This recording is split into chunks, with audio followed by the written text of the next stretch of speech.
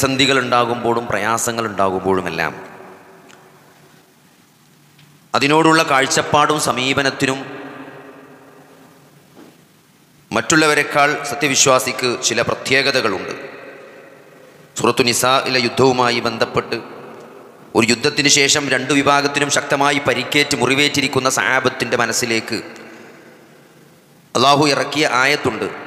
In കുൻതും തഅലമൂന, നിങ്ങൾ വേദനിക്കുന്നവരാണെങ്കിൽ നിശ്ചയമായും അവരും വേദനിക്കുന്നവരാണ്, അവർക്കും മുറിവേറ്റിട്ടുണ്ട്. പക്ഷേ അവർ പ്രതീക്ഷിക്കാത്ത ഒന്ന് നിങ്ങൾ അള്ളാഹുവിൽ നിന്ന് പ്രതീക്ഷിക്കുന്നുണ്ട് എന്നാണ്. അതാണ് വിശ്വാസത്തിൻ്റെ പ്രത്യേകത. അപ്പോൾ നമ്മൾ ജീവിതം എന്നത് നമ്മൾ മനസ്സിലാക്കി, നമ്മൾ കഷ്ടപ്പെടുമ്പോൾ ഒരു പ്രയാസം വരും, അങ്ങനെ സുഖത്തിൽ നമ്മൾ മുന്നോട്ട് പോകുന്ന സന്ദർഭത്തിൽ നിസ്കാരം നോമ്പും എല്ലാ കാര്യങ്ങളും അതിൻ്റെ ഓർഡറിൽ അങ്ങനെ പോകും. പക്ഷെ ഒരു പ്രതിസന്ധിയിൽ തട്ടി നിൽക്കുന്ന സന്ദർഭത്തിൽ ഒരു വിശ്വാസി മനസ്സിലാക്കേണ്ടത്, നമ്മൾ വിശ്വാസികളാണ്, ഞാൻ പ്രഖ്യാപിച്ച എൻ്റെ വിശ്വാസം, ആ വിശ്വാസം തെളിയിക്കാനുള്ള ചാൻസാണ് അള്ളാഹു നൽകിയിരിക്കുന്നത്. നമ്മൾ കഷ്ടപ്പെടുക എന്നതല്ല പരീക്ഷണത്തിലൂടെ അള്ളാഹു ഉദ്ദേശിക്കുന്നത്. കഷ്ടപ്പാടുകളെയല്ല അള്ളാഹു ലക്ഷ്യം വെച്ചിട്ടുള്ളത്. അതിൻ്റെ പിന്നിൽ മറഞ്ഞിരിക്കുന്ന വലിയ പ്രതിഫലങ്ങളെയും ഓഫറുകളെയുമാണ്. ഓഫർ എന്ന് പറയുമ്പോൾ എന്താ പറയുക, മനുഷ്യൻ്റെ മനസ്സിന് ഓഫറിനോട് ഒരു വല്ലാത്ത താല്പര്യമുണ്ട്. ഇപ്പോൾ കഴിഞ്ഞ ദിവസം ഒരു കോട്ടക്കൽ ഒരു ഷോപ്പിംഗ് മാളിൽ ഭയങ്കര തിരക്ക്, 12 മണി വരെ ഓഫർ അത്ര. പക്ഷെ ആൾക്കാർ വരുന്നിട്ട് എന്താ പറയുക, 12 മണിക്ക് ബില്ലിങ് ക്ലോസ് ആക്കണം. ഈ 12 മണിയോടുകൂടി ബില്ലിങ്ങിൻ്റെ സോഫ്റ്റ്വെയറിൽ മാറ്റം വരും. പിന്നെ ഓഫർ അടിച്ചാൽ അടിയാൻ പറ്റും, ഓട്ടോമാറ്റിക്കലി ഓഫർ അടിയില്ല, പിന്നെ പഴയ ബില്ല വരിക 12 മണി കഴിഞ്ഞാൽ. അതോടുകൂടി ഭരിക്കുന്ന ആൾക്കാരൊക്കെ പിരാന്തളി. കാരണം 3 മണിക്കൊക്കെ വന്ന് നിൽക്കുന്ന ആൾക്കാർ, അതൊക്കെ പൊട്ടിച്ചെറിഞ്ഞ ആൾക്കാർ എന്ത് ചെയ്ത് സ്ഥലം വിട്ടോളൂ. അപ്പം ഞാൻ പറഞ്ഞത്, അത്രയും ആൾക്കാർ ഇപ്പോൾ ഒരു പുതപ്പ് വരിയിലില്ലായിട്ടല്ല 3 പുതപ്പ് വാങ്ങണം. പിന്നെന്തിനാണ് എൻ്റെ മകളെ കെട്ടിച്ച് മരുവും വരുമ്പോഴുള്ള പുതപ്പാണ് വാങ്ങി വെച്ചത്. ഇത് ഒരു മരുവും ഞാൻ പെരയ്ക്ക് വന്നിട്ട് വേണം ആ പുതപ്പ് എടുക്കാൻ, അതിപ്പോൾ തന്നെ വാങ്ങി വെച്ചേക്കണം. എന്താ വെച്ചാൽ ഓഫറിൽ കിട്ടുമ്പോൾ എന്താ പറയുക, അതൊരു താല്പര്യമാണ്. ദുനിയാവിൻ്റെ കാര്യത്തിൽ അങ്ങനെയാണെങ്കിൽ ഒരു പരീക്ഷണത്തിൽ അള്ളാഹു മനുഷ്യന് വെച്ചിട്ടുള്ള പരീക്ഷണമല്ല അള്ളാഹു, നമ്മൾ കഷ്ടപ്പെടണമെന്നല്ല അള്ളാഹു ലക്ഷ്യം വെച്ചിട്ടുള്ളത്. വിശ്വാസിയെ സംബന്ധിച്ചിടത്തോളം അതിൻ്റെ പിന്നിലിരിക്കുന്ന വലിയൊരു റിസൾട്ട് ഉണ്ട്, അതിന് കിട്ടാൻ പോകുന്ന വലിയ പ്രതിഫലമുണ്ട്. ആ പ്രതിഫലം നേടിയെടുക്കാൻ നമ്മൾ ശ്രമിക്കുന്നുണ്ടോ, അതിനോട് താല്പര്യം കാണിക്കുന്നുണ്ടോ എന്നതാണ് അതിലെ പരീക്ഷണം. കുല്ലു നഫ്സിൻ ദാഇഖത്തുൽ മൗത്ത് വനബ്ലൂക്കും ബിശ്ശർരി വൽ ഖൈരി ഫിത്ന. ഷർറും ഖൈറും നൽകിക്കൊണ്ട് നാം നിങ്ങളെ പരീക്ഷിക്കുന്നതാണ്.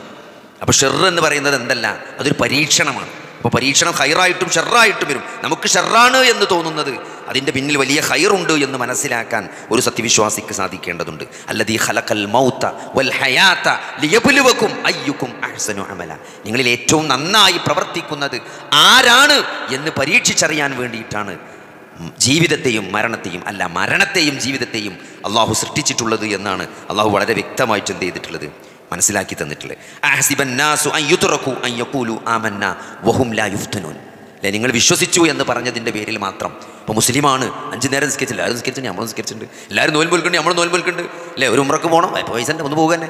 അങ്ങനെ നമ്മളും ഒരു കൂടികളായ സത്യവിശ്വാസികളാണോ, അതല്ല നമ്മൾ ഉള്ളിൻ്റെ ഉള്ളിൽ നിന്ന് ഉള്ളിൽ തട്ടിക്കൊണ്ടാണോ നമ്മൾ മുസ്ലിമാണെന്ന് പ്രഖ്യാപിച്ചത് എന്നറിയാനുള്ളൊരു മാർഗ്ഗമാണ്. അങ്ങനെ വെറും ലാ ഇലാഹ ഇല്ലല്ലാഹ് എന്ന് പറഞ്ഞു എന്നതിൻ്റെ പേരിൽ നിങ്ങൾ പരീക്ഷിക്കപ്പെടാതെ വിട്ടുപോകുമെന്ന് നിങ്ങൾ വിചാരിക്കുന്നുണ്ടെന്നാണ്. കാരണം എന്തായോ, നിങ്ങൾക്ക് മുമ്പുള്ളവരും പരീക്ഷണത്തിന് വിധേയരായിട്ടുണ്ട്. അതാണ് അള്ളാഹുവിൻ്റെ നടപടിക്രമമാണത്, സുന്നത്തുല്ലാഹി എന്നാണ്. പരീക്ഷണം എന്നത് അതിനു വേണ്ടിയാണ് ദുനിയാവും ദുനിയാവിലെ ജീവിതവും സംവിധാനിച്ചിട്ടുണ്ട്.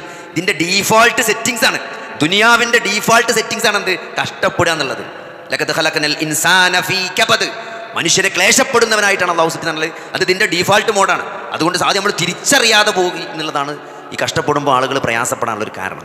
കാരണം ഇത് ദുനിയാവ് അതിന് ഡിസൈൻ ചെയ്തിട്ടുള്ളതാണ്, ഈ ജീവിതം അതിന് വേണ്ടിയിട്ടുള്ളതാണ്. ഇത് വിജയം എന്താണ്, ഇതിവിടെ പരീക്ഷണത്തിൻ്റെ വേദിയാണ്, ഇവിടെ പ്രതിഫലത്തിൻ്റെ വേദിയല്ല. അത് മറ്റൊരു ലോകമാണ്. ഈ നൈമിഷികമായ വളരെ ഷോർട്ട് ലിവിങ് ആയ, വളരെ അൺപ്രഡിക്റ്റബിൾ ആയ, വളരെ കഷ്ടപ്പാട് നിറഞ്ഞ ജീവിതത്തിൻ്റെ 1ാമത്തെ ഘട്ടം എന്നത് അത് പരീക്ഷണം മാത്രമാണ്. 2ാമത്തെ ഘട്ടത്തിലാണെന്ത്, അത് അനന്തമായ ഘട്ടമാണ്. 2ാമത്തെ, അതിന് അവസാനമില്ലാത്തൊരു ഘട്ടമാണ്.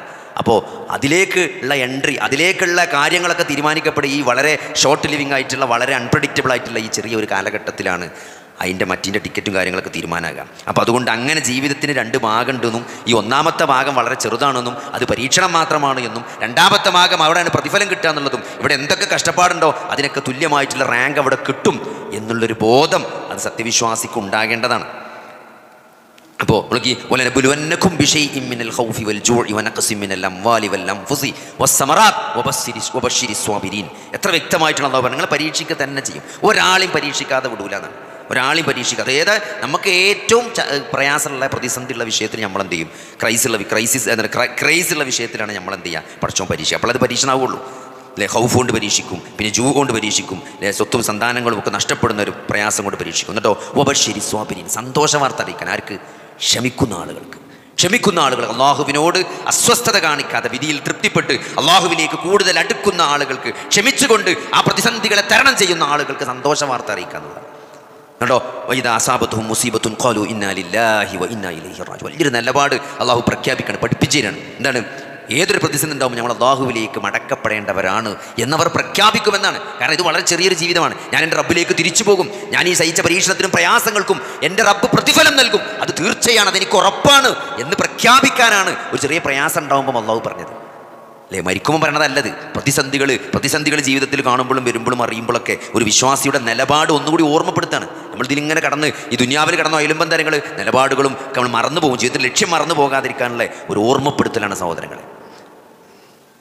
ഒരു ഹദീസിൽ കാണാൻ പറ്റും, ഒരു അപസ്മാരം ബാധിച്ച സ്ത്രീ നബി സല്ലല്ലാഹു അലൈഹി വസല്ലമയോട് വന്നിട്ട് തൻ്റെ അപസ്മാരം മാറ്റിത്തരണമെന്ന് പ്രവാചകനോട് പ്രാർത്ഥിക്കാൻ പറയണം. നമുക്കറിയാം, പ്രവാചകൻ പ്രാർത്ഥിച്ചാൽ എന്ത് ചെയ്യും? ഉത്തരം കിട്ടും, അസുഖം മാറും. അപ്പോൾ നബി സല്ലല്ലാഹു അലൈഹി വസല്ലം ആ സ്ത്രീയോട് നടത്തിയ സംഭാഷണ തരങ്ങൾ നല്ല ശ്രദ്ധിച്ച് മനസ്സിലാക്കണം. നബി സല്ലല്ലാഹു അലൈഹി വസല്ലം പറയണം ആ സ്ത്രീയോട്, എന്താണ്? ഞാൻ പ്രാർത്ഥിച്ചാൽ എന്ത് ചെയ്യും?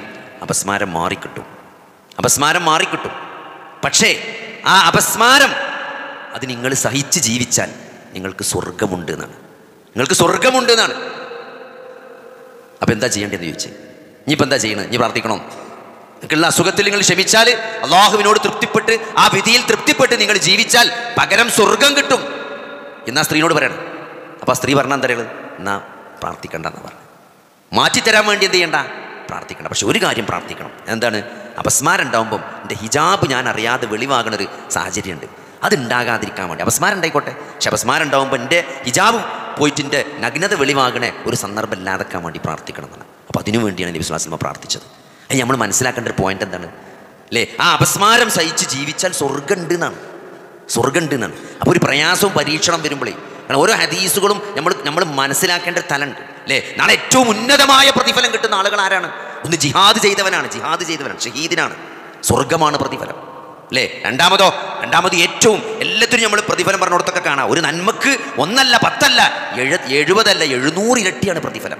നിങ്ങൾ ചെയ്യുന്ന ഉദ്ദേശ ശുദ്ധിക്കനുസരിച്ച് അത് ചിലപ്പോൾ 1 ആവും, ചിലപ്പോൾ 7 ആവും, 70 ആവും, ചിലപ്പം 700 വരെ ഇരട്ടി വരെ ഒരു കാര്യത്തിന് പ്രതിഫലം കിട്ടുന്നതാണ്. പക്ഷേ ക്ഷമനെ പറ്റി പറഞ്ഞു കൊടുത്ത കാര്യങ്ങൾ കണക്ക് നോക്കാതെ പ്രതിഫലം തരുന്ന പറഞ്ഞത്. ഒരു പ്രതിസന്ധിയിൽ ഒരാൾ ക്ഷമിച്ചാൽ പിന്നെ പടച്ചോൻ കണക്കില്ല, പിന്നെ കണക്കില്ലാത്ത പ്രതിഫലം.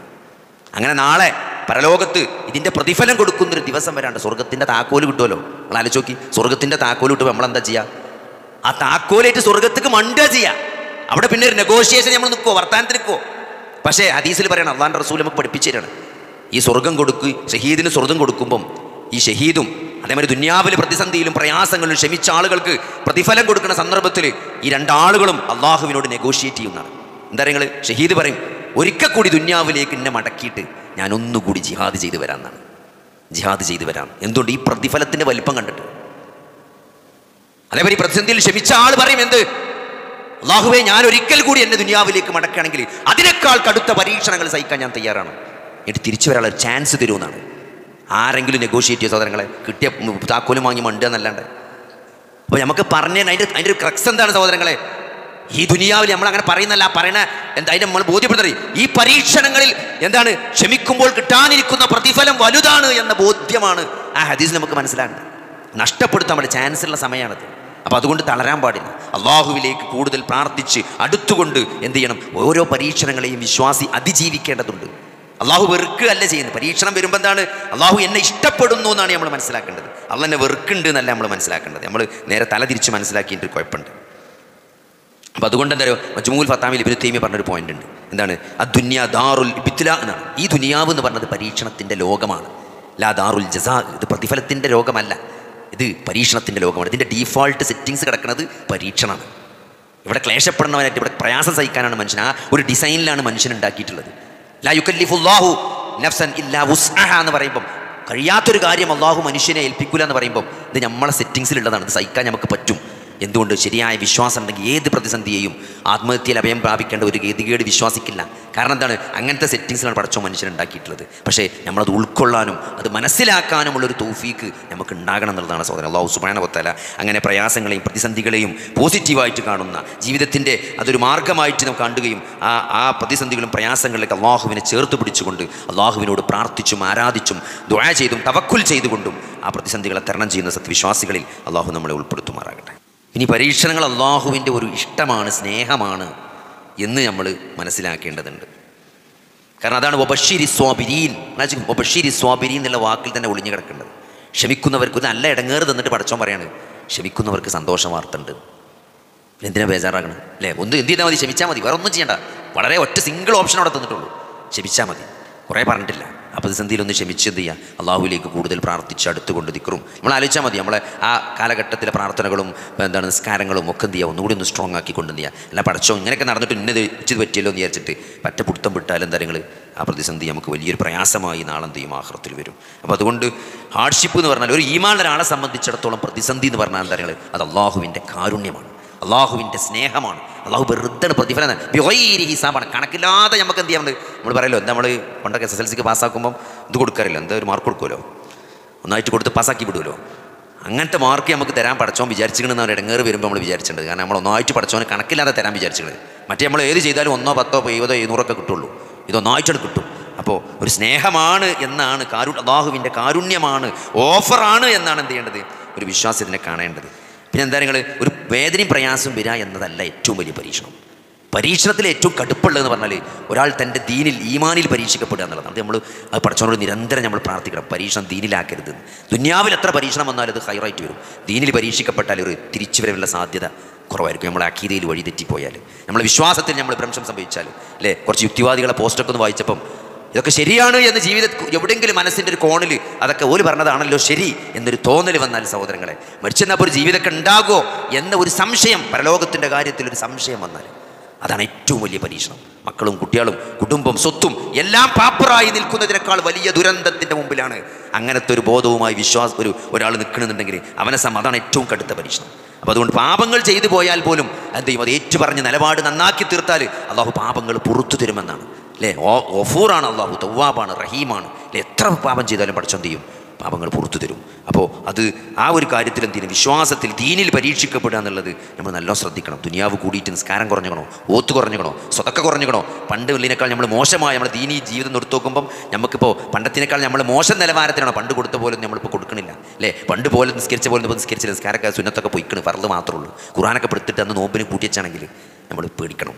ദീനിൽ പരീക്ഷിക്കപ്പെടുക എന്നുള്ളത് കുറച്ചുകൂടി സീരിയസ് ആയ വിഷയമാണ്. അതുകൊണ്ട് സഹോദരങ്ങളെ, ദീനിലേക്ക് മടങ്ങുക, അള്ളാഹുവിലേക്ക് മടങ്ങുക. കാരണം നമ്മളെപ്പോഴും എന്താ പറയുക, ഒരു പ്രയാസത്തിൽ ഒരാൾ സ്ട്രെസ് അനുഭവിക്കുന്നുണ്ടെന്നുണ്ടെങ്കിൽ അയാൾ മനസ്സിലാക്കേണ്ട ഏറ്റവും വലിയൊരു കാര്യം എന്താ വെച്ചാൽ, ഈ സ്ട്രെസ്സിൻ്റെ അടിസ്ഥാന കാരണം നമുക്ക് ഇസ്ലാമിക് തിയോളജി പഠിച്ചാൽ മനസ്സിലാക്കുക. സ്ട്രെസ്സിൻ്റെ അടിസ്ഥാന കാരണം എന്താ വെച്ചാൽ ഇതെല്ലാം നിയന്ത്രിക്കുന്ന ഒരാളെ നമ്മൾ മറന്നു കളയുന്നു എന്നുള്ളതാണ്. ഈ പ്രതിസന്ധി തന്നതാരാണ്? പടച്ചോൻ. ഈ പ്രതിസന്ധി മാറ്റാൻ കഴിവുള്ളതാർക്കാണ്? പടച്ചോന് മാത്രമേ ഉള്ളൂ. നമുക്ക് തോന്നുകയാണ് ഓനെ പോയി കണ്ട ഓൻ കാര്യം നടത്തിയ നമ്മളെ പ്രശ്നം തീരും, നമ്മളെ തോന്നലാണ്. അള്ളാഹു അത് തീരുമാനിച്ചില്ലെങ്കിൽ അത് ആരെ കണ്ടിട്ടും കാര്യമില്ല, തീരൂല. അപ്പൊ അതുകൊണ്ട് എന്താണ്, ഈ പ്രതിസന്ധികളെ മുഴുവൻ നിയന്ത്രിക്കുന്ന, എൻ്റെ കാര്യങ്ങളെ മുഴുവൻ നിയന്ത്രിക്കുന്ന ഒരു നിയന്താവുണ്ട്. ആ നിയന്താവിനെ നിങ്ങൾ മറന്നുപോയിട്ടുണ്ടെങ്കിൽ അതാണ് സ്ട്രെസ്സിന്റെ കാരണം. ആ ബോധങ്ങൾക്ക് അതാണ് അലാ ബിദിക്രില്ലാഹി തത്മഇന്നുൽ ഖുലൂബ്, ഹൃദയങ്ങൾക്ക് സമാധാനം ഉണ്ടാകുക. അള്ളാഹുവിനെ ഓർക്കുമ്പോഴാന്ന് പറഞ്ഞാൽ ഒരു സുബ്ഹാനല്ലാഹ് ചെല്ലുക സമാധാനം കിട്ടുന്നല്ല അതിൻ്റെ അർത്ഥം. അള്ളാഹിനെ ഓർക്കുക എന്ന് പറഞ്ഞതാണ് റബ്ബെ ഇത് തന്നത് ഇയാണല്ലോ, ഇത് മാറ്റാൻ കഴിവുള്ളത് എനിക്ക് മാത്രമാണല്ലോ. അതുകൊണ്ട് റബ്ബെ ഞാൻ മടങ്ങി, ഞാൻ ഖേദി, നിന്നെ കൊണ്ടല്ലാതെ കഴിയില്ല, ഞാൻ നിന്റെ മുന്നിൽ വിനയാന്യതനായിരിക്കുന്നു എന്ന് പറഞ്ഞിട്ട് എനിക്ക് രാത്രിയുടെ അവസാന യാമത്തിൽ സുജൂദിൽ കിടന്നിട്ട് കരയാൻ പറ്റും സഹോദരങ്ങളെ. അതാണ് ഒരു മനുഷ്യനെ ഏറ്റവും താകുക എന്ന് പറഞ്ഞാൽ. ആ തിരിച്ചറിവുണ്ടായത് എന്നെ നിയന്ത്രിക്കുന്നവനാണ് ഈ കാര്യങ്ങളെ മുഴുവൻ നിയന്ത്രിക്കുന്നത്. അപ്പോൾ സ്ട്രെസ്സിൻ്റെ അടിസ്ഥാന കാരണം എന്താ വെച്ചാൽ ഈ പ്രപഞ്ചത്തെ എൻ്റെ പ്രശ്നങ്ങളെ നിയന്ത്രിക്കുന്ന, എൻ്റെ പ്രശ്നങ്ങളെ കൈകാര്യം ചെയ്യുന്ന ഒരു കൈകാര്യകർത്താവിന് നിങ്ങൾ ജീവിതത്തിൽ മറന്നു കളഞ്ഞിട്ടുണ്ടെങ്കിൽ അതാണ് സ്ട്രെസ്സിൻ്റെ കാരണം. ആ ഒരു ബോധം ഉണ്ടെങ്കിൽ ടെൻഷൻ അടിക്കേണ്ട കാര്യമില്ല. കാരണം നിങ്ങൾ ജനിക്കുന്നതിൻ്റെ 50,000 ഈ പ്രപഞ്ചം ഉണ്ടാകുന്നതിന് 50,000 മുമ്പ് അള്ളാഹു ഖദറിൽ രേഖപ്പെടുത്തി വെച്ചാൽ നടക്കുന്നത്. അത് അള്ള വിചാരിച്ച മാതിരി എന്നുള്ള ആരെന്ത് വിചാരിച്ചിട്ടും കാര്യമില്ല. അപ്പോൾ അതുകൊണ്ട് ആ പടച്ചോനിലേക്ക് മടങ്ങി, ആ പടച്ചോനിലേക്ക് തവക്കുൽ ചെയ്ത് ആ അള്ളാഹുവിനോട് പ്രാർത്ഥിച്ചാൽ എന്തേ ഉള്ളൂ, ഈ പ്രതിസന്ധിയിലൊരു സമാധാനം കിട്ടും. ഇതൊന്നും ഈ പ്രതിസന്ധി ഒന്നും പരിഹരിക്കപ്പെട്ടിട്ടില്ലെങ്കിൽ നേരത്തെ പറഞ്ഞില്ലേ, നാളെ സ്വർഗം തരുമ്പം ആളുകൾ ചോദിക്കുന്നതാണ്, ഒന്നുകൂടി ദുന്യാവിൽ പോയിട്ട് എന്ത് ചെയ്യുക, കുറച്ചും കൂടി കടുത്ത പ്രതിസന്ധി അഭിമുഖീകരിച്ചിട്ട് ഞാൻ ഇങ്ങോട്ട് വരാമെന്ന് ആൾ പറയുന്നതാണ്. കാരണം അത്രയും വലിയ പ്രതിഫലമാണ് അവിടെ കിട്ടുന്നത്. അപ്പോൾ അതുകൊണ്ട് ഇതൊന്നൊരു നഷ്ടമല്ല എന്ന് മനസ്സിലാക്കിക്കൊണ്ട് ഈ പ്രതിസന്ധികളെ തരണം ചെയ്യാൻ അള്ളാഹു നമുക്ക് തൗഫീക്ക് നൽകുമാറാകട്ടെ.